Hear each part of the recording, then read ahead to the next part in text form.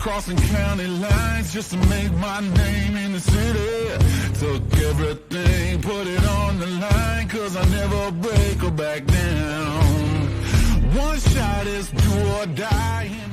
Welcome to the bottom of the bottom, me and Cena Solomon. If I saw him and I had to get him, yeah, I finally got him. Corner boost to mix up the solution. I am such a problem, crazy goon and gone off that pollution. With a group of goblins, super choppers, and they hoot and holler when we flipping dollars, losing partners.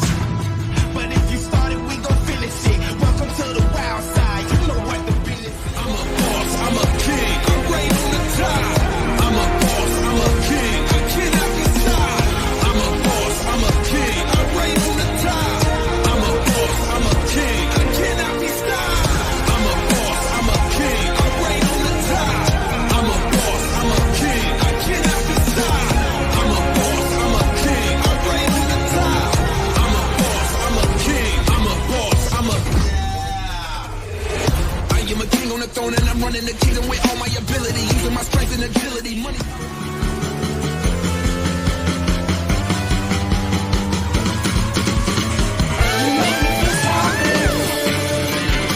The music is so cool.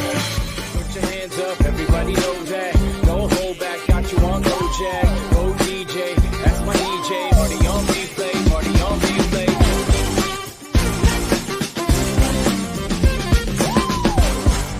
Welcome to the bottom of the bottom, me and Cena Solomon. If I saw him and I had to get him, yeah, I finally got him. Corner boost to mix up the solution. I am such a problem, crazy goon and gone off that pollution. With a group of goblins, super choppers, and they hoot and holler when we flipping dollars, losing partners. But if you started, we gon' finish it. Welcome to the wild side. You know what the business is.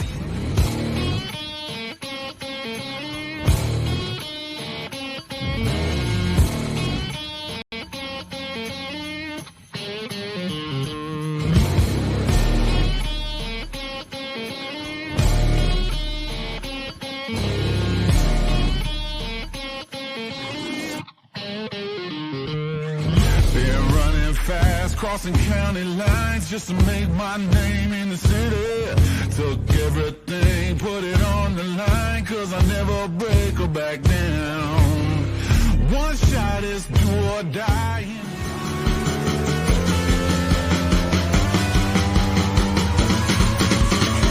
You make me feel so good. The music is so cool. I'm a boss, I'm a king, I'm right on the top. I'm a boss, I'm a king, I cannot be stopped. I'm a boss, I'm a king, I'm right on the top. I'm a boss, I'm a king, I cannot be stopped. I'm a boss, I'm a king, I'm right on the top. I'm a boss, I'm a king, I cannot be stopped. I'm a boss, I'm a king, I'm right on the top. I'm a boss, I'm a king, I'm a boss, I'm a... I am a king on the throne and I'm running the kingdom with all my ability, using my strength and agility. Money. Put your hands up, everybody know that. Don't hold back, got you on Kojak. Go DJ, that's my DJ. Party on replay, party on replay.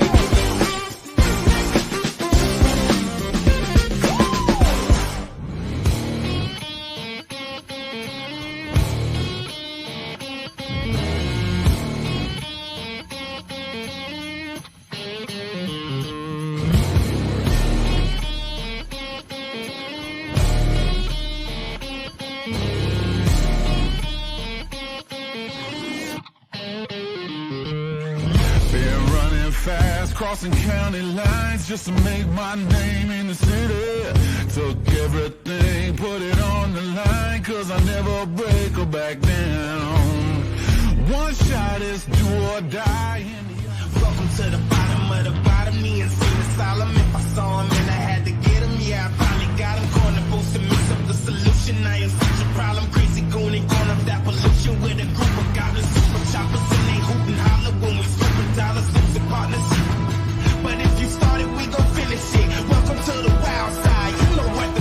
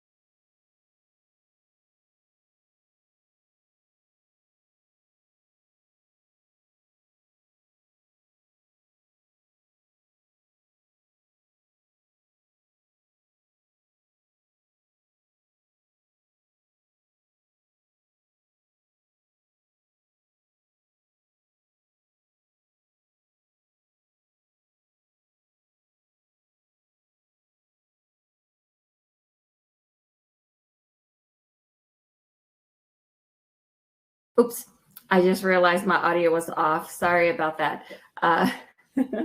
Hello, everyone. Welcome to the Black Wealth Matters educational series. I think that Rolanda was trying to tell me that. Thank you, you guys, and thank you for calling me Kiana. So you guys, thank you and welcome. We're on series 2, 4, class 2 of Black Wealth Matters educational series, all about technology. I'm so excited. The guest that we have is absolutely amazing. So if you guys can do me the biggest favor and just reach out to some of your friends and family and give them the link. It's not too late for them to jump into the room. I'll be talking for about 15 minutes max. So they at least have a few minutes to jump on board. And if they miss it, they're still able to get the recording. So we want that. This woman is phenomenal, and I just cannot speak highly enough of what she's going to share. But it's I think it's life-changing. I really do. The information she's going to share with us. But before we start, let me tell you where the Black Wealth series came about. My name's Saria Rigo.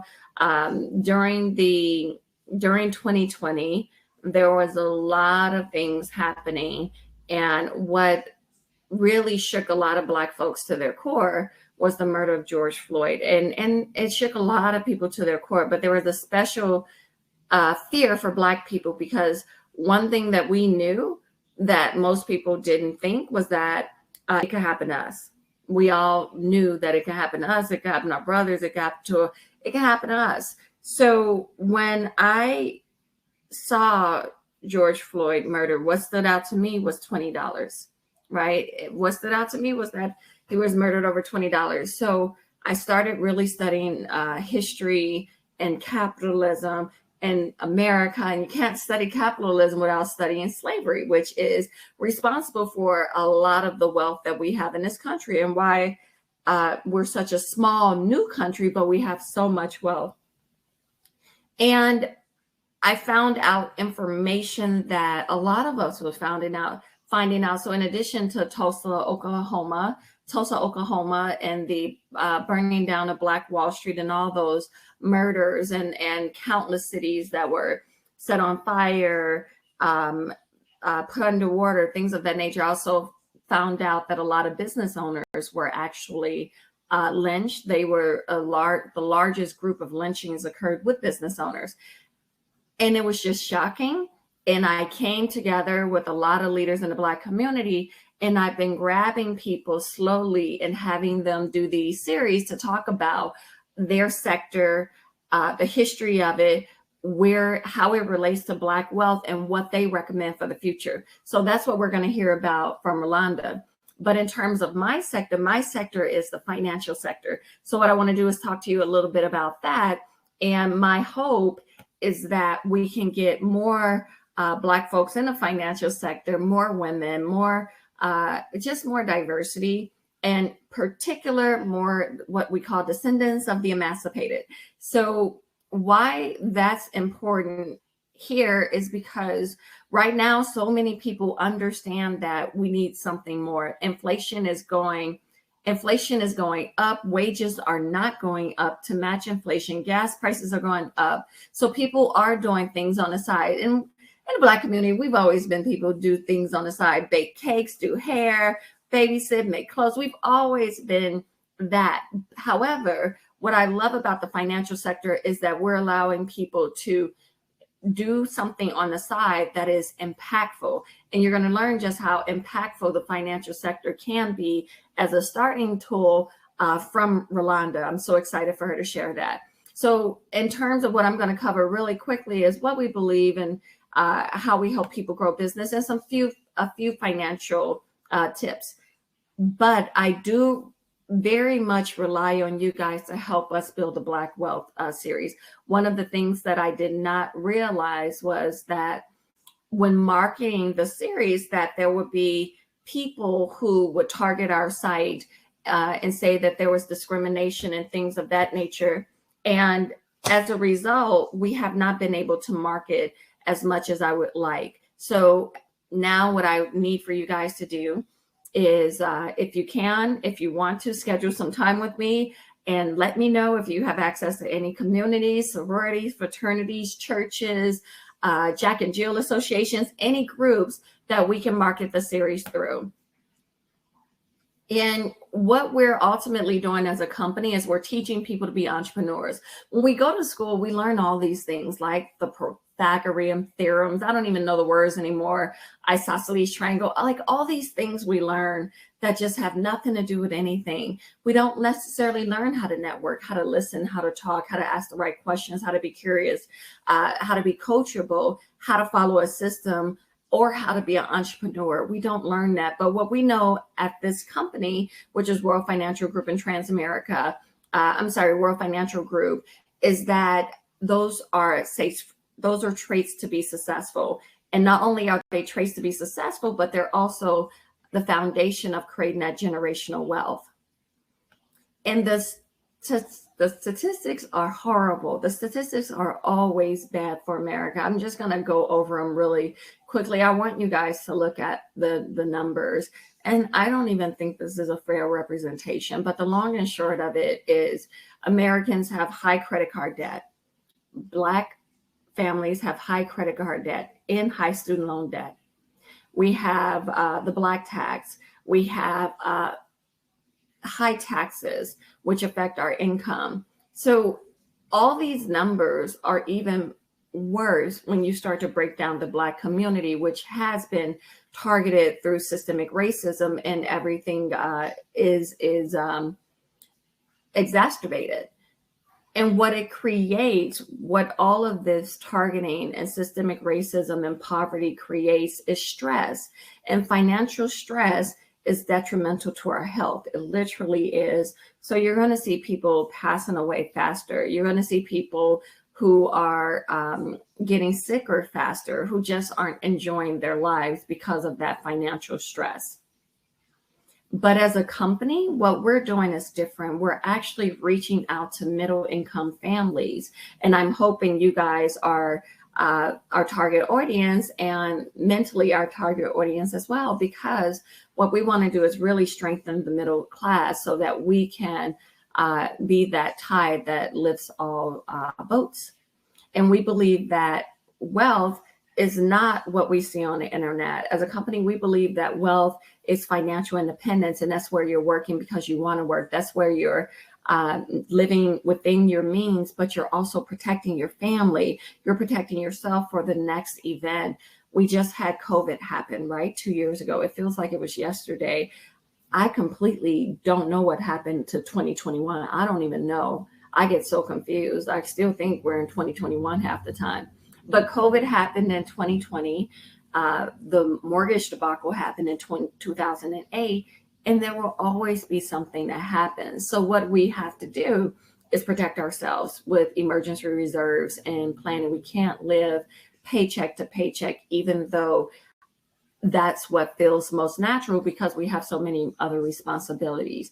So we're helping people build strong business, strong family businesses through our opportunity, but we're also helping them build good habits. And we're helping build those good habits through the foundation of education. Just like we're going to educate you guys today about the VC world and its relationship to Black America, I'm going to also educate you a little bit about financial strategies. But if you choose to take it a step further and have a meeting with us, our first meeting will be all about education, whether it's how the FDIC works, what to do when the market goes down, what is diversification, what are the different tax implications of a retirement plan. And then if it makes sense, we'll start talking about what it looks like to work with us. Now I'm going to give you guys a quick financial goodie bag, and then we're going to wrap it up so that Ms. Rolanda can speak. So the first thing I want you guys, if you have a pen and paper, take notes on is, first off, I would also love for you guys to say hello in the chat. I see you guys couldn't hear me. I'm sorry about that. Say hello in the chat so that everyone can see each other. And if you want, you can also put your website, your Instagram. Let's start creating a community here. Just let people get to know you in the chat. We're going to be listening, but there's nothing wrong with you guys staying engaged in two fronts. The one thing I want you guys to remember is the rule of 72. So the rule of 72 works like this. In order for you to determine what you're going to have in the future, you take 72, you divide it by the interest rate of whatever your investment is getting, and that's going to give you a number. That number represents how many years it takes for your money to double. go to 6. Let's say the bank was giving us 6%. They are not. But let's say the bank was giving us 6%. That means our money's going to double every 12 years, right? So if we're starting right now, let's say LaDonna is starting right now with $10,000. In 48 years, LaDonna is going to have $163,000. The problem, that sounds good, but the problem is that depending on LaDonna's age, 48 years might be a very long time from now. So the question then becomes, is there a way we can get a higher percentage rate than that? Absolutely, but that's going to be a conversation we have to have. And you guys, one of the impacts of systemic racism and the trauma that we feel from it is that we prioritize everything as being more important than us, right? We prioritize our kids, we prioritize our family, we prioritize emergencies. And what it can create is us saving later. And when we save later, there's a cost to it. Look at this. This one kid started saving at 30, the other at 40. They saved the exact same amount for the exact same number of years. But the 30-year-old was able to stop saving before retirement for about 10 years. The 40-year-old started 10 years later. The 30-year-old has over $78,000 more than the 40-year-old. Now, I want you guys to think of times when you're like, you know what, I'm going to save right after I get done paying off my this, right after this happens, right after my birthday, right after blah, blah, blah. Consider that that effect is way worse than you can bear. Another thing that we stress in this company is taxes. Mitt Romney, when he was running against Barack Obama, you guys, I looked at his tax return because I do things like that. And Mitt Romney was making about $24 million a year, paying about 3.9% in taxes. If you look at his returns, you will see that a lot of his investments were in the tax advantage bucket. I'll call it the bucket. Most people don't have access to that. What's great about our company, and the reason why I came here from the last company I was with, is because not only do we have access to that, but we focus on that. But tax diversification and strategy is not just about how you invest your money. It's also about how you earn it. That's why it's very important that we think about having multiple streams of income in addition to our job, because if you're having a business or even real estate as a business, our company as a business, a lot of things that you get to do on a daily basis might be tax deductible versus you just paying taxes. And if they're tax deductible, now you're reducing your taxable income, plus you're putting your money in investments where you're not going to get taxed ever. That's the ultimate goal. And we look at everything when it comes to wealth, not just what you're making. We look at your spending, we look at your debt, we look at your emergency funds, we look at everything. And before I let you guys go, what I want to leave you with is, do not just have your insurance through your employer. Make sure that you also have insurance outside of your employer. Employers can do too many things and decide that you're not an employee when life happens, right? And we aren't quite clear about how systemic racism affects the insurance and the financial sector, because unfortunately they don't see color. I'll just stop it there. And these are some of the companies that we work with. And in terms of the opportunity, you guys, what I want to tell you is this. We're looking for people who are looking to be entrepreneurs, and we would love to mentor you and coach you and build a community with you and have some fun. And right now, what I want to do is I want to read the bio of Miss Rolanda, because I'm just so excited.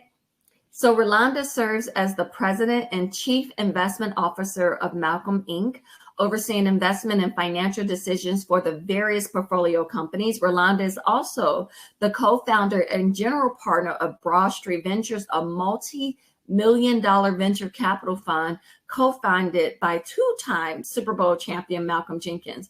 Prior to her current roles, Rolanda Johnson was a veteran in the accounting and the finance industry. Woohoo! She has had over a decade of experience, which includes leading operational and financial audits at the sci-fi designated leading insurance company Prudential Financial and luxury jewelry Tiffany & Company. She also led external audits and provided assurance on financial statements for the SEC clients during her tenure at Ernst & Young LLP. Her most notable client included an investment management firm with $70 billion of assets under management, which specialized in asset-based investing in private equity and credit funds. Rolanda has a master's in financial accounting from Rutgers University Business School. She lives in New Jersey with her husband, Joe Johnson, and their two adorable daughters, Raven and Riley. So, Rolanda, are you ready? I am here. Thank you so much. I'm so excited. You guys, I'm excited because I finally get to have a finance person on here. So often I feel like there's just not a lot of Black folks in finance. Do you think that way too? When I spent my time in corporate America, I used to come in and I'm looking around. I'm like, oh, wait, there goes one person that looks like me. You know, it is what it is. There's not a lot of us here, but you know, when you're here, you make friends with who you can. Yeah. And before I get into it, there were so many things that you said during that time. And I just want to take 2 minutes just to drill in for everyone. I know you mentioned the importance of life insurance. There's no way I can start this conversation without reiterating how important life insurance is. As we talk about generational wealth, life insurance is one of the biggest transfer of wealth tools that we don't really utilize, or we're not properly utilizing, right? We might find some people and they have insurance. Oh, I have $25,000, I have $50,000 that covers the cost of my funeral. That's not what life insurance is. That's saying if I died today, but I was supposed to work until I was 65, and let's say I make $100,000 a year, that's 30 more years of $100,000 that my family is missing. That's what your life insurance policy should be. So everyone, please, if you do not have life insurance, make sure you go out and get it. Now, Rolanda, and thank you for that. Is it okay if I ask you a few questions before you start? Because your story is just amazing. The first thing, before we delve into your life, why do you think we don't have enough Black folks in finance? I think it's a number of things, right? Somewhere, I don't know where this god awful rumor started, but there's these urban areas. A lot of us are first generation college students, right? You didn't have a roadmap. There's a lot of times where I look at people, they're pharmacists. I'm like, what made you pick pharmacy? Oh, my mom was a pharmacist, or my dad was a pharmacist. Why are you a lawyer? My mom was a lawyer. My dad was a lawyer. We don't kind of have that pathway already laid out. So a lot of times we get to college, we don't have a mentor. We don't know which direction we're supposed to go in. We have this fear that we don't do math. So we end up picking the thing that we know. Oh, I always saw the cops around. I don't want to deal with them. I'm going to be in the criminal justice system. Oh, I want to be, we're picking the careers that don't lead. A lot of times we're picking majors that may not result in the highest paying career paths. And for me, I always tell people, you have to think of college as an investment, right? You want a return on your investment. I always tell people, I have 2 daughters. If my children were of age to go to college today, and if they weren't majoring in, like, let's say 5 things, I'm going to tell you, go to school for a year to have the experience, live it up, have a great time. But I'm not going to let you go to school for 4 years and rack up $200,000 of debt and you majored in love. Like, what are you going to do with that? You were better off working and not having any debt than for you to go rack up $200,000. Plus, college is expensive. To rack up hundreds of thousands of dollars of debt and have no way to pay to pay it back.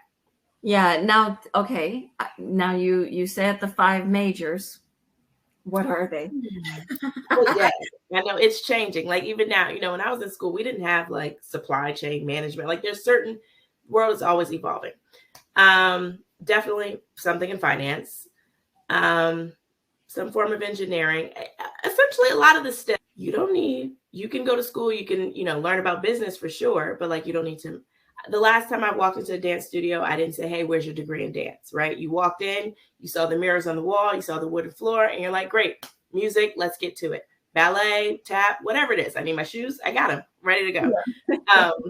So I don't want you to rack up. I'd rather give you $50,000 and you go open up your studio than for you to go and major in something that isn't going to benefit you, something that you're not going to use. There's so many times We have, even I can look at within, you know, my family, some of my friends, they went to school, they majored in this, they had no plan for that degree. And then maybe they went back and pivoted and went and got a master's in something else, or they went and got a certificate in something else, or they have a job that didn't even require the degree that they got.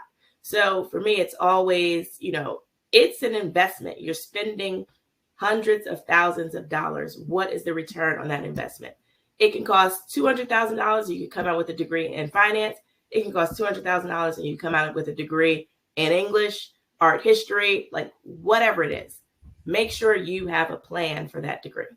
I love that. I love that. Now, one of the things that I want to talk to you, and I just want to pivot a little bit. It's this month is Breast Cancer Awareness Month, right? Or was it Breast Cancer Day? And I know you're a breast cancer survivor. Yeah. Because I saw it on your social media, and you're so young. Is there anything you want to tell us in terms of our health and what we can do and what you've learned from that experience? Health is wealth. There's a lot of times, especially, you know, when I was in my career and, you know, there's not a lot of people that look like me. So you always feel like you have to be the best. You have to prove yourself. They already think, you know, a certain whatever, a way about you. And I would always work. I don't have time to exercise. I don't have time for this. I don't have time for that. Some of the things that I learned throughout this process is you have time. Okay. You need to make time for what is important. That's number one. There's things that I didn't know about even going through the process, right? When I was diagnosed with breast cancer, it was a rare form of cancer. And because of my age, they wanted to do a lot of tests. And they said they want to do genetic testing, you know, they're just trying to understand where did this come from. I didn't really realize that that was a thing. So, you know, we all heard like Angelina Jolie, you know, she had a double mastectomy. I thought she had breast cancer. She didn't have breast cancer. She did the test and saw that she had the gene. And if you have the gene, it's like 90% chance that you're going to develop it. So she removed them, you know, as a preventative method. Just going to remove them so that I don't develop it. So just so everyone knows, there is an option. You can go the same way you can do, you know, DNA tests. You swab at home, you send it in. You can do genetic testing at home. It's maybe $150 a kit. Now, for me, it wasn't genetics, but I'm just sharing the information because I did not know that existed. And the other thing I know a lot of people have talked about, even with like Serena Williams, when she was delivering her baby and, you know, she's telling them something is wrong. I don't feel right. And they're like, no, you're fine. And she kept pressing the issue. I think for us, we have to press the issue. If there's something you don't feel right about, because they could have easily told me, you're not of age to have a mammogram. You're not, you know, no, you keep saying something's not right, or I feel this. So those are my tips for everyone. Yeah. And we actually did a series on health and Black women. And it's not uncommon for Black women to be kind of like shuffled and pushed out of the hospital, even though they're still injured. So, all right, you guys, I can go on and on, but are you ready to start your conversation?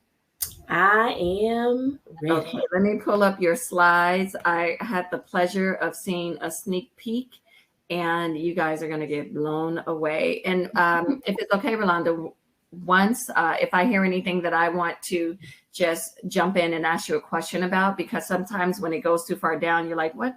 No. So is that okay? Yes. All right, perfect. And if you need anything, let me know. I'm right here. All right. So we're going to get started. Venture capital and the impact on Black wealth. Now, you guys are going to hear me say a couple times that I'm like, we don't really have a presence here. There's not a lot of, I mean, even when we talked about in financial services, not a lot of people that look like us. So you're going to hear that throughout the speech. Just want to make sure, you know, I set you up with that in the beginning. So let's get started. What is venture capital? So venture capital, that is the lifeblood of like the startup ecosystem, right? In my opinion, venture capital, that is the gateway to wealth and prosperity in this country. So to describe it in its simplest form, venture capital is I have money, you know, whether I'm a person, an individual, a company, a fund, I am investing into someone else's company. And I'm investing in their company because I think they have great potential, high potential. They're going to do amazing, But in exchange for the money that I'm giving you, I want a piece of that company. I want some equity. Think of Shark Tank. Those are venture capitalists, right? I'm sure you all have seen the show. Someone comes out, they're presenting them their business. This is what I've created. I have this much in sales, X, Y, and Z. And then the sharks are saying, you know what? I think that you're onto something. You have a great idea. There's great potential. I'm going to give you my money. And in exchange for that, they want 10%, 15%, whatever it is that they negotiate. So that is venture capital. And now there's stages to it. So there's different rounds.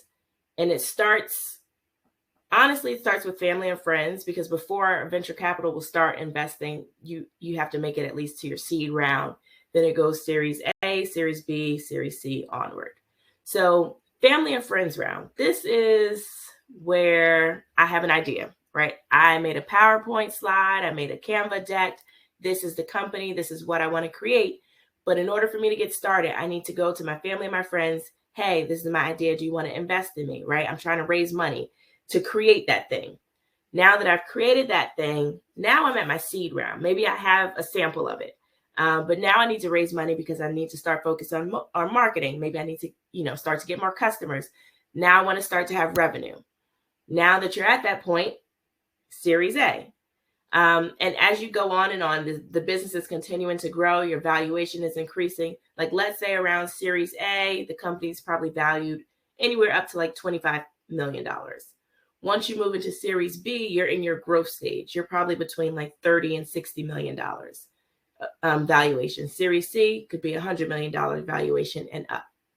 Now, I started off by saying there's not a lot of Black and brown people in this space. And that's on either side of the venture capital world. There's not a lot of Black and brown people that are investors. So they're the ones that's giving the dollars. There's also not a lot of Black founders or Black owned companies that are receiving money from venture capital funds. And I think, go ahead. Okay, my question is this. Do you know, and you might not, but what amount do the average investor or business owner need from their family and friends? Because I already feel like that's a problem in the Black community. So that all depends on what you're creating. Like if you're coming up with a computer, like something super technical, like you could need $500,000, like you can need a lot of money. You need to do research and development. You need to get a sample made. Maybe you need a patent. You can need a lot of money. And that is, like you said, that is the problem. That's why you probably don't see a lot of Black and brown founders receiving venture capital dollars. Maybe they're stuck at that family and friends round. Like, think of Jeff Bezos, right, with Amazon. When he got started back in the 90s, he went to his parents with his idea. And different articles will give you like a different number, but some of them will say his parents loaned him $250,000. Some say his parents loaned him $300,000. But the point is, his parents loaned him several $1,000s to get his business started. He came to them with an idea, right? Like in 1995, there's no way that they could envision the Amazon that we're seeing today in 2022.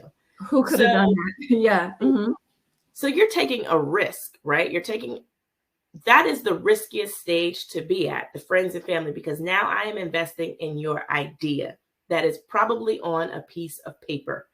So that meant they had a spare $250,000 that they can just throw it in the air. Let's see where it lands. So that is often a problem. Like even, if I came to my parents, hey, I'm getting ready to create, the next Amazon, I need $300,000.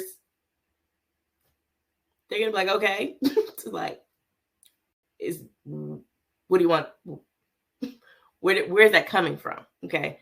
So I think that is often the issue. And that goes back to the wealth gap, right? All the things that happened in the past that prevented us, the Tulsas where things were burned down, all of those things, we still have an impact today. Because when you have wealth allows you to invest in your children's education. Wealth allows you to invest, maybe get into the stock market, buy a home. Wealth allows you to do so many things. It gives you access and it provides opportunities that oftentimes we don't have because of the lack of wealth. Yes. So as we look at these different, as we look at the different rounds, seed rounds, Series A, Series B, Series C, I think I might maybe mention that each round is a different level of risk. The early stage is the riskiest space that you can be. So there's some investors that are only early stage investors. Some might only say, I don't have the stomach for early stage. I only want to be a late stage investor. So different funds or firms will define, their appetite, their risk appetite, essentially. Where do they want to be? What are they comfortable with? But think of, in the beginning, and we all know starting a business is hard. A lot of times businesses fail. Early stage, a lot of those businesses will fail. They won't make it. And that's not anything new. But that is why early stage, it is the riskiest, but you also get the most bang for your buck. But it's kind of like a 1% chance that company that you're investing in is going to be the next Airbnb or be the next Uber or whatever. Whereas you get into the late stage, like I said, Series C, those companies might be valued at $100 million or more. Those are more safe investments to make. It's like a 90% chance that the company will survive. They're probably going to go public within the next, 2, 3, 4 years. Where early stage, you have some time, 7 to 10 years at least. So venture capital versus private equity. I just wanted to kind of highlight the difference between the two because they are very, very similar, but there are differences. So venture capital, you are investing in new businesses. A lot of times you can be investing in the business before they're getting started or they're just getting started, but you're investing in new businesses. You are investing for equity, but in most cases, it's not more than 50% of that business. And then the investment size is typically smaller. Not saying like, I think this says 10 million or less invested. That's not always the case. Like you may see companies that are investing significant amount of money into another company, but it's generally a smaller dollar than you would see on the private equity side, where on private equity, they are investing, the business is already established, it's old. They own 100% of the business.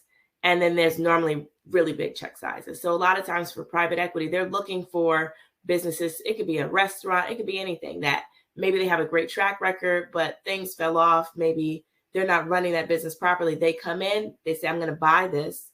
They bring out, their expertise, their people, and their plan is to turn the business around. And then they're going to exit. So those are the main differences between venture capital and private equity. You go on, Rolanda, and that's where Mitt Romney made his money, from the private equity world. And what was interesting when he was running against Barack, they were just analyzing everything because they thought it was interesting that he was worth, let's say 250 million when all of his friends were worth billions in the same space. So they were like, where'd that money go? So there's a lot of money in terms of just being that person and having that talent, huh? Yep. A lot of money. Okay. A lot of money.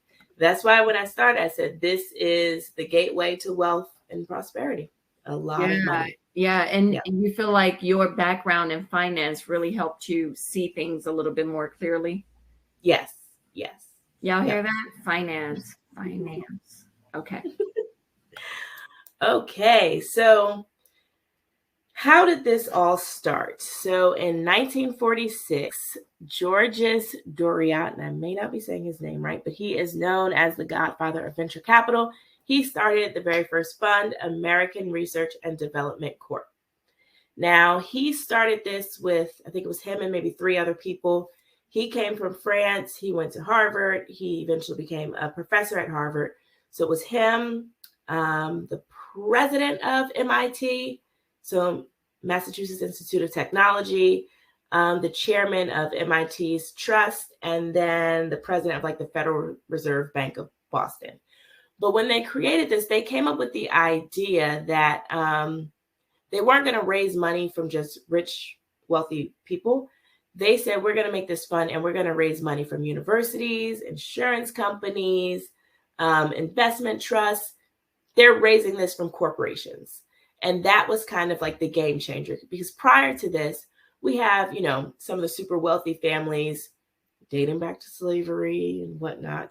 But a lot of wealthy families, you know, the Rockefellers and Vanderbilts, whether their success came from oil, whatever have you, those family members, those super wealthy, they were basically acting as venture capitalists. They were making those investments into companies or into people's businesses. But then once the ARDC was created, that's kind of was the game changer. And their very first investment was in like a digital equipment company. And they had really great returns. So it kind of like it proved the concept, right? And then that's kind of how things started to evolve. So this timeline kind of shows World War II ends 1945. Then they created the fund. And then there was kind of like this digital revolution, like things were starting to move from like mechanical, and they're starting to get their hands into engineering.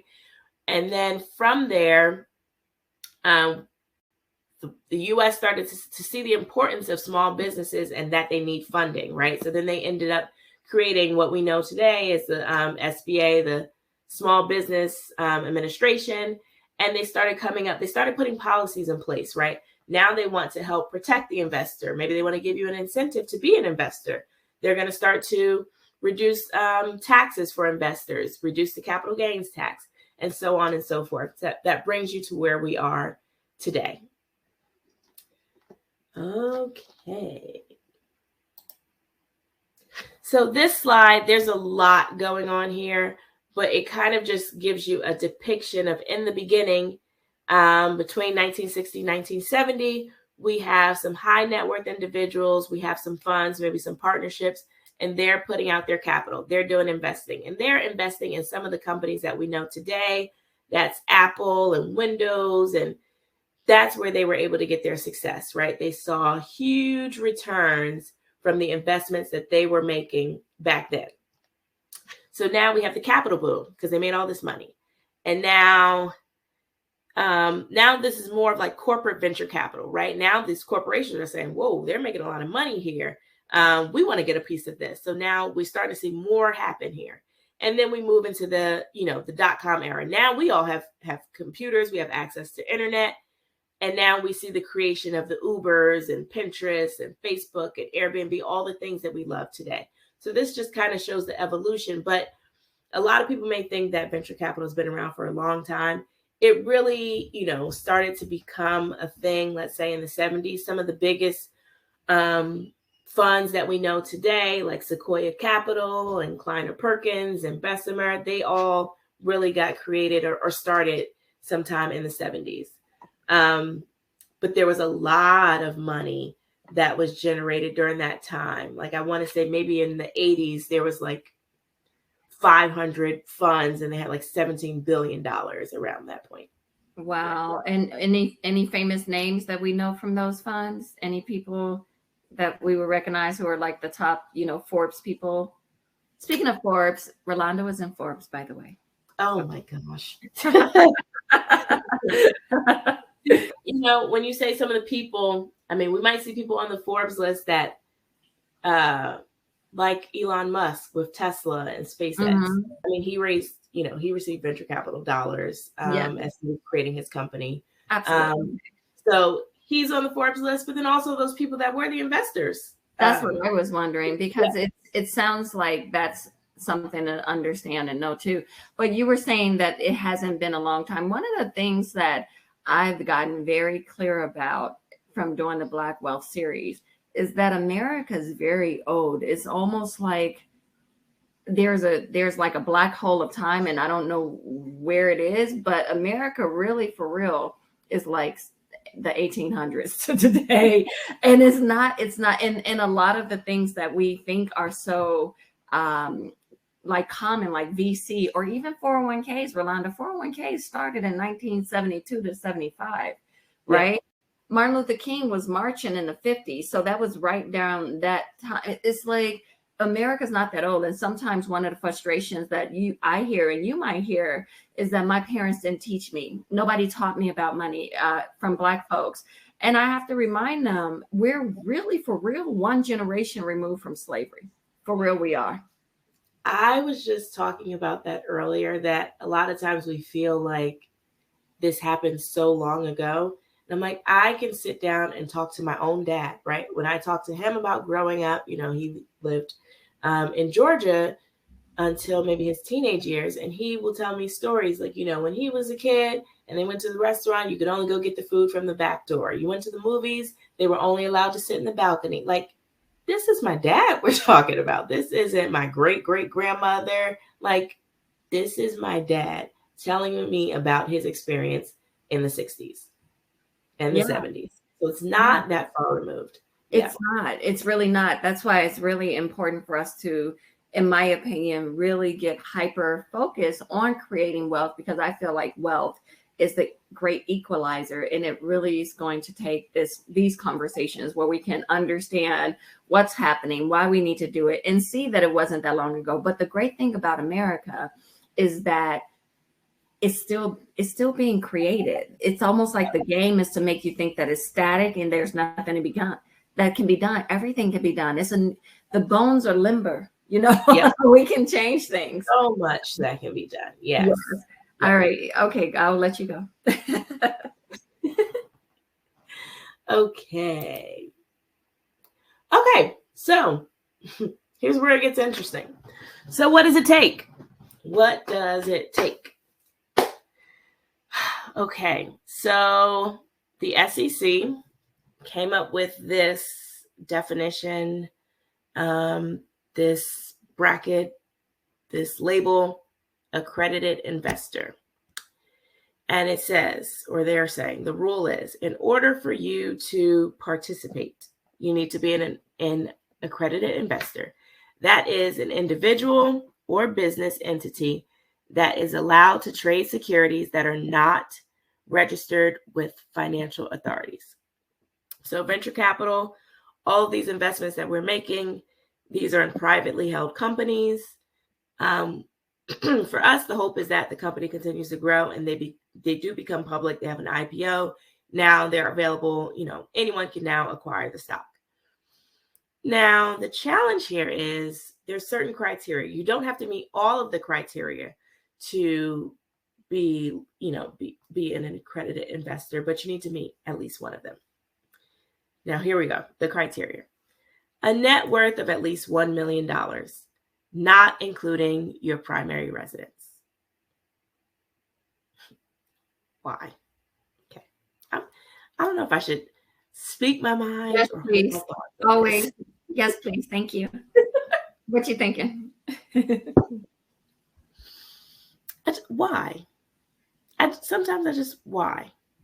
Why do I need to have a net worth of $1 million, not including my home, to be able to participate in this, to make these types of investments? Do they feel like maybe because the home could have been given to you and the other wealth could have been generated? I mean, using the traditional way? So what I've heard is that they think you need either a certain amount of money or a certain amount of wealth, because people that have wealth know how to manage their money. Maybe they're more savvy with it, right? They have a greater understanding. So they're looking for either the wealthy people or potentially, like, you know, it could be based on your education. So net worth of $1 million, not including your home. But homes is what gives a lot of people their net worth, right? Yep, it does. Secondly, you have to have an income of $200,000 for the past 2 years. If you're married, it's $300,000. You can have like a Series 7, like some of the Series 7 is like one of the most difficult securities licensing exams that you could possibly take. But if you pass this test, now you're able to be an investor. So I do feel like just this list alone cuts a lot of us out. Yeah, it does. I think, especially when you look at, again, generational wealth, because I know that sometimes parents do leave assets, and that can be your not your primary residence. So now you have something else. I feel like what they're trying to get to is that you earned your money. I can tell you from being a person who sees my clients develop, when people make more money, they either go the route where they don't know what's going on, which you've probably seen, or they go the route of I'm learning. And I see the change in conversation that people have when they get that money and they're committed to keeping it. Like they do get smart. I'm like, wow, okay. Yeah. So that's kind of where they're going with, or that was their thought process when they put these parameters in place. My only thing is I feel like that does cut a lot of us out of it, and we don't have these same, there's nothing that prevents anyone, regardless of how much money you have, from downloading Robinhood and starting to trade stocks, buying and trading all day. There's nothing that stops you from participating in that. There's nothing that stops you from going on Coinbase and saying, oh, I want to invest in Bitcoin. Nothing stops you from doing that, but there is a barrier into the venture capital space. Absolutely, I see that, and that's where the Robinhoods and the little stock world. Yeah, it's a means to an end. It's not the end by any means. And this is a bigger game. That's a bigger game that you can play that can get you from point A to B. A lot of times the market is to get you something else. This is something else that you're trying to get. So somebody said, if I hit the Powerball, can I do it? Yes. And that's the part that blows my mind because let's say you hit the Powerball, and oftentimes that's several $1 million, right? Now you hit the Powerball, you have the $1 million net worth. You can now invest. You didn't learn anything new between yesterday and today or tomorrow when you hit the Powerball. So that's where, it can be debated, right? Because just because you have money doesn't mean you may be the smartest person. You might have the most knowledge. What's the best investments to make. Yeah. Now, granted, you might say, oh, the person has money. Maybe they can hire an advisor. They can hire this person, hire that person. So it can be debated. Mm-hmm. Yeah. Kiana's asking a 65 or 66. Nope. Kiana just says 65. Yeah, I think just the 65. And they did make changes to the parameters, I want to say within the past year or so. Like before, I want to say the income, you had to make $250,000 and maybe it had to be $400,000 if you were a married couple. Now, a lot of people have, pushed back and said like, hey, this prevents a lot of people from being able to participate. So they do make changes to it. Like before, the education piece wasn't there. It was strictly, money, you have, your net worth. Yeah. So it is always evolving. But to my knowledge right now, it's Series 65, not a 66. But the best place to check would be with the SEC. You can simply, I think you can Google, accredited investor, and it can lead you to like the SEC's guidance on it. It's always changing. It is evolving. But to my knowledge, it's just a 65. But the other problem too, Rolanda, is that the average person, whether they're accredited or not, even I've been in the industry for a very long time. I only had one IPO, for example, at another brokerage that I work for. Like that's not even a common thing that we have access to. Yep. So so then what? All right, but go ahead. Oh wait, I think she made it. Kiana still said, did she say no? I was saying it's my understanding it is just the Series 65, not the 66. But the guidance, they did make some changes within the past 2 years or so.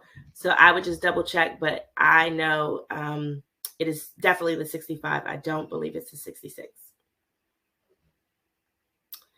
So this right here, a lot of times people say the rich get richer and the poor get poorer. We don't know. So I wanted to just share with you, for me, I used to the same way that Saria said, she was reading through, oh no, not 65 only. You can have the Series 7. I think there's one other series exam that you. It was like the 82. It was the Yeah. 765 and 82 on your page. Yep. Mhm. Okay. So the same way that Saria said she was reading through like Mitt Romney's taxes, I would always look at the Forbes 400, right? Forbes, every year they come out with the Forbes 400 list. That is some of the wealthiest people in the US. And I would just read through, like, how did you get there? What did you do? How did you accumulate this wealth? Just curious, So this picture here is some of the people that made it onto the Forbes 400 list for 2022. So we have Elon Musk here. He was number 1 on the list. The creator of Tesla, SpaceX, I think his net worth is like $250 billion. $250 billion. Now, there was a lot of headlines, especially during the pandemic, during COVID, where, in 2017, his net worth was like 20 billion. And then during the pandemic, it jumped up to like 68 billion. And then in 2021, it went to like 190 billion. So like the world was suffering. And he's just like on one of those rocket ships, just continuing to accumulate a astronomical amount of wealth. Besides that, we have Jeff Bezos, Bill Gates. We have one color guy in the picture, Robert Smith. He's private equity, Vista Equity Partners. But I would just look through the list. Like, how did you get here? But then also when we're looking at the wealth that they have, and when we talk about the wealth gap, like we mentioned earlier, just centuries and centuries of discrimination and exploitation and slavery, Jim Crow, segregation, redlining, all of these things have impacted the Black family. It just literally stripped us of wealth. And because we don't have wealth, that we don't have access to some of these opportunities, right? Yes, Robert Smith is the guy that paid off the student loans. Yep, that is him. So we don't have access. We don't have the wealth. We don't have the access to participate. But the one thing that is always alarming and striking to me, the 400 richest American billionaires have more total wealth than all 100 million Black American households combined. So Forbes 400, those 400 people have more wealth than all 10 million Black American households combined. Households, not even Black people, households. Like a household average is like 4 people. So the 400 of them have more wealth than like 40 million Black Americans. That is wild, and it is a problem. And oftentimes I feel like a lot of times they put it on us to come up with a solution to the problem, or, make it seem as if we created the problem, right? Oh, if you would have made better decisions, or if you would have sought that higher education, and not taking into account all of the things that happened in the past. Like whenever we think about Tulsa, and we talk about Tulsa so much, but there's so many other massacres that happened. Like Tulsa wasn't the only one. There's some that was happening back in the 1800s. Like if you think about it today, if someone just burned down your house, just came and they burned down your house, you have no insurance, you lost everything that you have. How long would it take you to get back to where you are? That's like something we can't even imagine, but that is literally what happened to so many Black communities. They came, they burned the entire thing down, just blocks and blocks and blocks of ashes and smoke. How do you rebuild from that? And that is to go ahead, Rolanda. Finish your thought. We still feel the impact of the gap. Yeah, and I want to add to, not only was the area burned down, but it was hidden. So those families they didn't get insurance. They didn't get anything.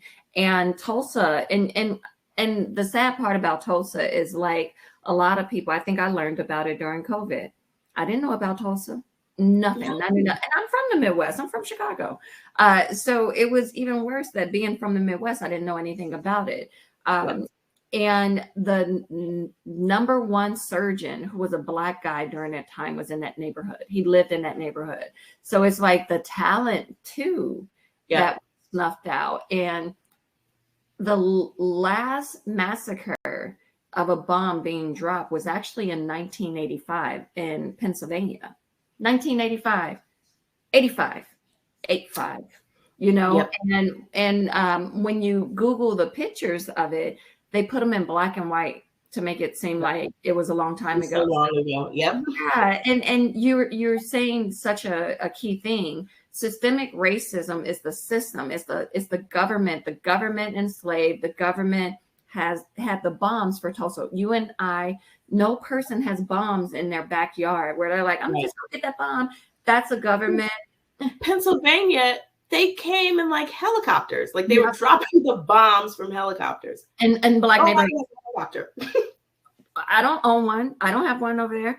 You know, and so if we do have a helicopter, because in LA we might, but we definitely don't have bombs equipped on our helicopters. Let me just start there. That is not a package. There's no package with bombs equipment. And so it's like there's all this confusion about how systemic racism affects us. And that's done intentionally, because the more we can stay confused and I don't know what's happening and I don't know what's going on, the less we can really see what is owed and what are the solutions. And the other problem is that when we start talking about solutions, white supremacists get so angry. I mean, there's so much, there's always, if it's even a Black neighborhood needs vegetables. What do they need vegetables for? What is that for? You don't have vegetables in my neighborhood, you know?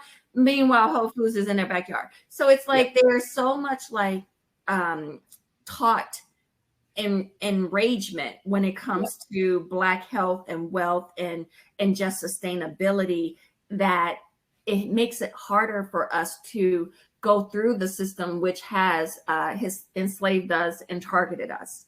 Yeah. Okay, I'm done. I think it's not a coincidence that looking at that statistic, that wasn't designed by design, that you have this population, 400 people that have more wealth than everybody in Black households. Yes, like that. There's no way that just happened. Yeah, it's crazy. Always mind blowing. It is mind blowing. Yes. So one other thing that I want to touch upon, and I think you kind of mentioned it earlier when you said you looked at Mitt Romney's taxes and his tax rate was like 3%. I mean, I think we all wish our tax rate was 3%, but this slide is just showing you that it's a look inside of the tax returns from the top 400. 65% of them, they're making their money in capital gains, right? So that is just showing you that they didn't get all of that wealth from their job. It wasn't from their wages. It wasn't from interest. It was from capital gains. And capital gains is essentially you sold an asset for more than you purchased it for, and that difference is a capital gain. And that is important because I think also when we went back earlier in the slides where we kind of showed the timeline, when they started putting policies in place, there started to be benefits for investors, right? Now you're paying a lower tax rate. So everyone, we can go out and we work, we go to our jobs, we get our paycheck, and you might get taxed 25, 35, 37%, depending on your situation, you have a certain tax rate where you can make an investment and then, you're able to sell that investment. You made money from it. They might tax you 15%, 20%, depending on how long you hold it. So you're getting taxed less for the money that you're making from your investing. So this slide here This was just some of the headlines that I used to see, which really started to pique my interest in venture capital years ago. Like I always remember seeing Kobe Bryant invested $6 million into Body Armor. Coca-Cola ended up acquiring Body Armor, and his $6 million turned into $200 million. And I'm like, wow, how, wow, 6 million turns into 200 million. Wow. Kevin Durant, they're talking about his investments in Coinbase. So I just want to quickly show you just the impact that venture capital has. And this is going to be hard for me to read because I think it's a little bit smaller the way that I see it. But this is showing you, how I talked about earlier, the different stages of investing, right? So some of the earliest investors in Coinbase, when they got in, they were getting it at 20 cents a share. 20 cents, right? 20 cents. When Coinbase hit the stock market for their IPO, the price was $381. Now the price came down. By the end of the day, it's $328. You got it for 20 cents. So let's just say you were investing $25,000 and you came in late, Series D. So you had $25,000. You're getting it at $8.25 a share. So you have about 3,030 shares. 3,000 shares, $381 a share. Your $25,000 turned into $1.1 million, just like that. So when you think back to the company that was getting in at 20 cents a share, that company invested $5 million. So let's just say they kept the $5 million, they kept all those shares until the end. That $5 million turned into like $9 billion. This is the type of wealth that is being created in this space. And it is unfortunate that you don't see a lot of us. We're not able to participate in it. But hopefully things will change. One other thing that I want to highlight lastly, there's an organization, Black VC. They have a mission to change that, right? They have identified that there's not a lot of Black and brown people either that are investors or Black founders that are receiving venture capital dollars, and they are on a mission. They want to see this increase.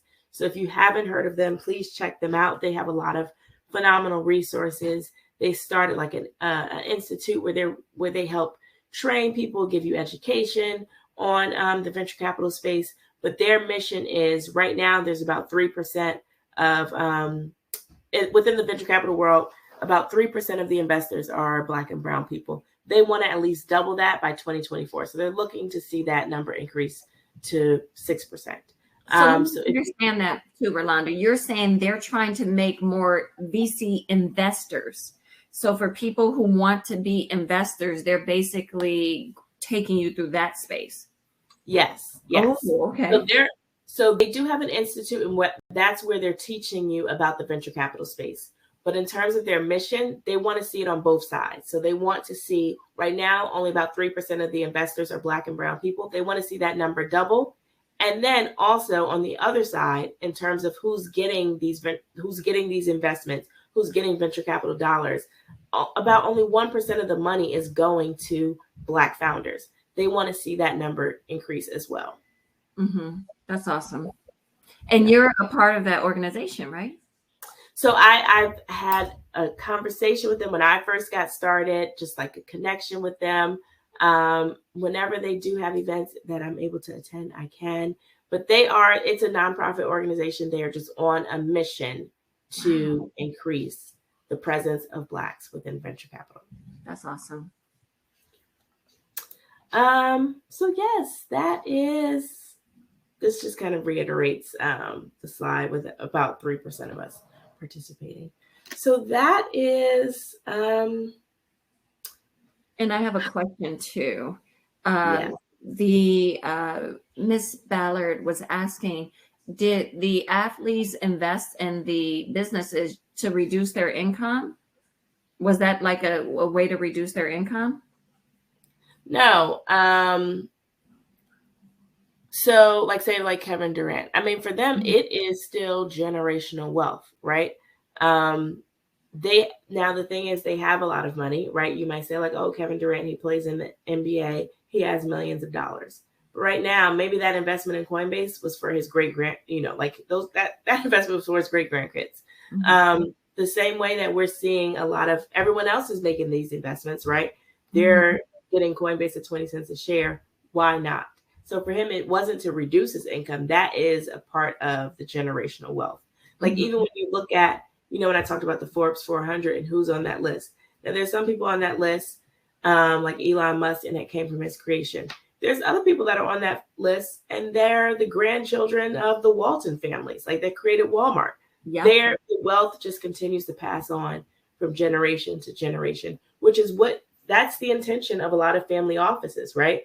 You have some super wealthy people. They come together, they create this office, and they hire, people to handle the investments, the legal side of things.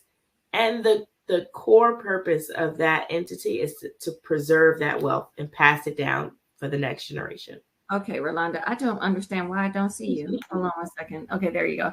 Yeah. And that's a great thing to talk about too, because what I would love for you to talk about before we go is your involvement with athletes and what you've been seeing there. I think you have a really great, and if you can, just tell them about the VC firm you work with and you guys' intention. Is that okay? Can you do that? Yeah. Yep. Okay. And I'll try to make it super quick. No, we're fine. It's on your schedule now. We're fine. Nobody's dropped off. Everybody's very much engaged. Are you guys so enthralled in this conversation? Isn't she the best?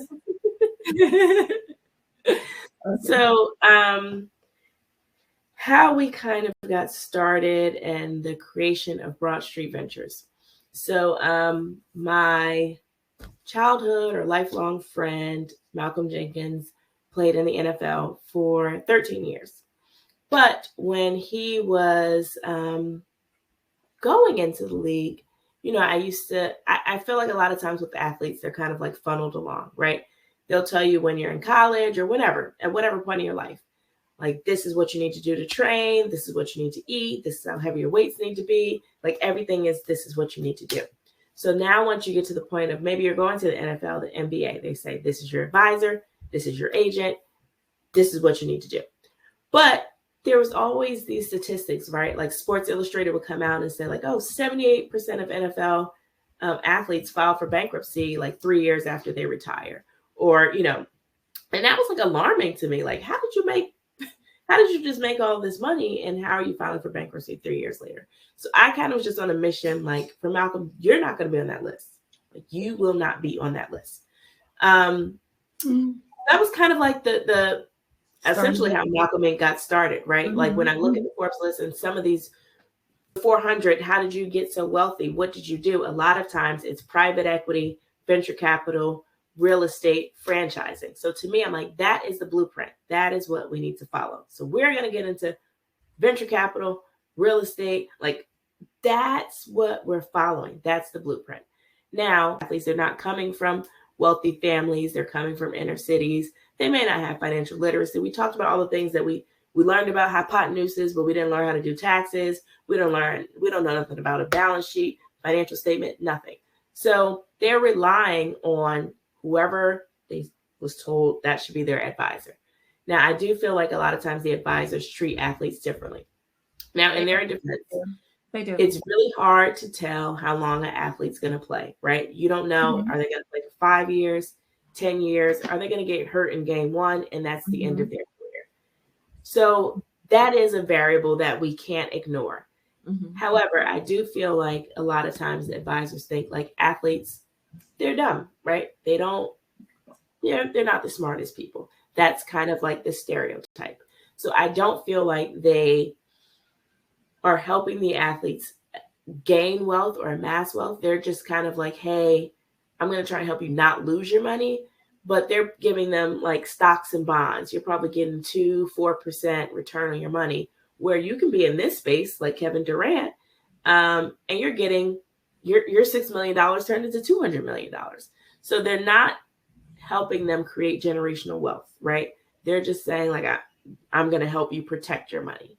So that's kind of like how we got started. And once I was, really getting curious into the venture capital space, and then I saw Nas. Nas was on the list. It was like maybe it was a Forbes list, but it wasn't from his music phenomenal career. It wasn't from his music portfolio. It was from Queensbridge Venture Partners. So Nas had started his own fund. He was making a lot of investments in Ring and PillPack. And because of those investments, that's what landed him on that list. And I'm like, man, how do we do this? So I reached out to Rashawn Williams, who is phenomenal. Who is it? We don't know Rashawn Williams. Who is it? Oh, man. So he is in Atlanta, but he's investing. He would kind of like, maybe leave a little bit of space to maybe let some athletes and entertainers participate. So then we connected with him, had a couple of meetings. This was a couple of years ago. And that's kind of how we got started. But then you come to the realization that like, hey, there's only but so much that you can do on your own, right? It makes more sense if everyone that's in this meeting right now, if we all came together and said, okay, we're all going to put in however much money, we create this fund. We're able to invest in so many more things than if I was doing this alone or if you were trying to do this on your own. So it made sense, group economics. But then also when you have a lot of athletes, it also, everyone loves, at the end of the day, I'm sure, I would imagine Elon Musk probably watches football. He probably watches soccer. He probably watches baseball. He's into some sort of sports. So they are fans of some of these athletes, right? So sometimes I can't call Elon and say, hey, my name is Rolanda and I want to have a conversation with you. Never going to make it through the door. But I'm pretty sure if LeBron James or someone wanted to talk to Elon, they might entertain that conversation. So it was just kind of using capital, right? You're using your money, but you're also using your social capital to gain access. A lot of times, this venture capital space is about access to the right deals, access to the knowledge, access to the opportunity. Okay, got it. Yeah, and in terms of athletes, not too long ago, because America's not that old, the government actually, I read a book called How the Other Half Banks, Rolanda, and they were talking about there was a bank in this area and the people weren't creating wealth. The bank wasn't banking. And the government actually removed that bank and took them out of that position because they didn't do anything wrong. They just didn't do anything right.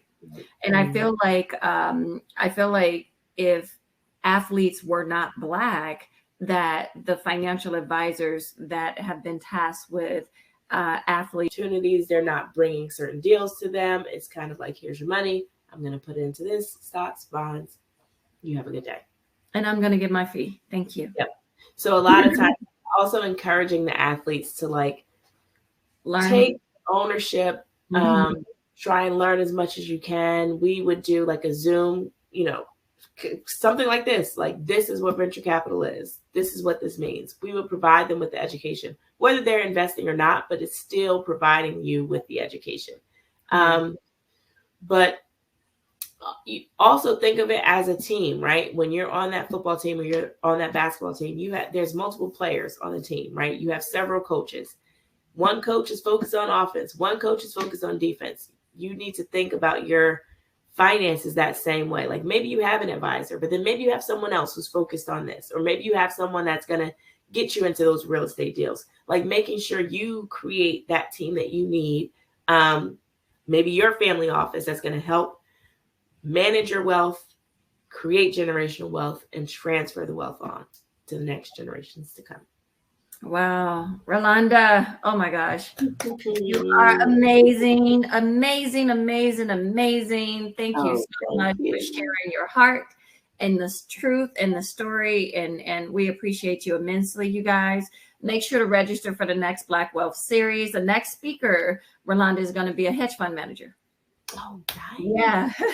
So when I started the technology series, I did not know that I would have so many finance people in it. I don't know why I didn't put two and two together,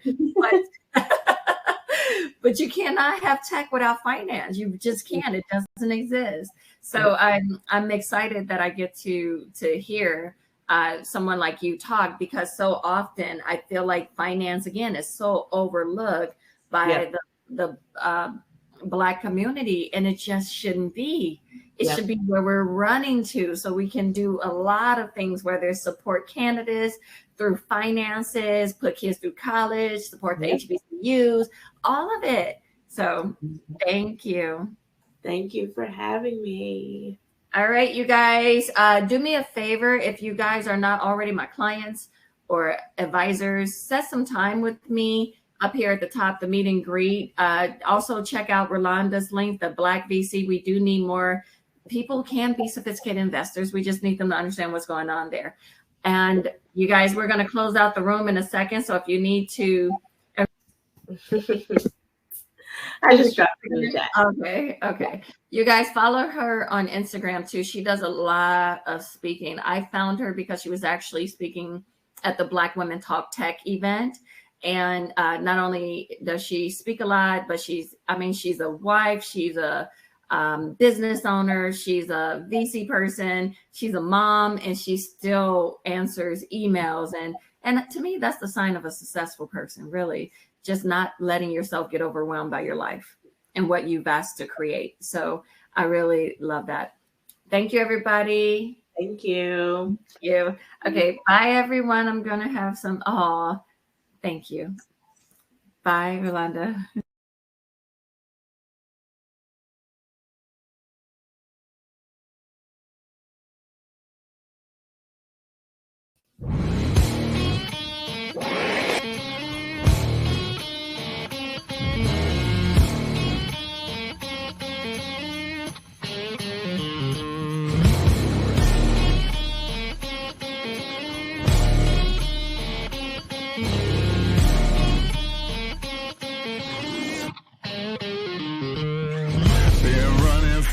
Crossing county lines just to make my name in the city.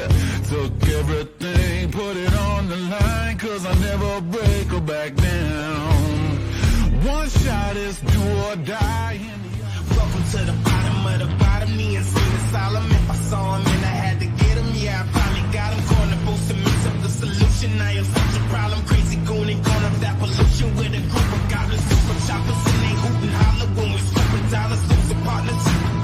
But if you started, we gon' finish it. Welcome to the wild side. You know what the business is. I'm a boss, I'm a king, I reign on the top. I'm a boss, I'm a king, I cannot be stopped. I'm a boss, I'm a king, I reign on the top. I'm a boss, I'm a king, I cannot be stopped. I'm a boss, I'm a king, I reign on the top. I'm a boss, I'm a king, I cannot be stopped. I'm a boss, I'm a king, I reign on the top. I'm a boss, I'm a king, I'm a boss, I'm a I am a king on the throne and I'm running the kingdom with all my ability, using my strength and agility. Money.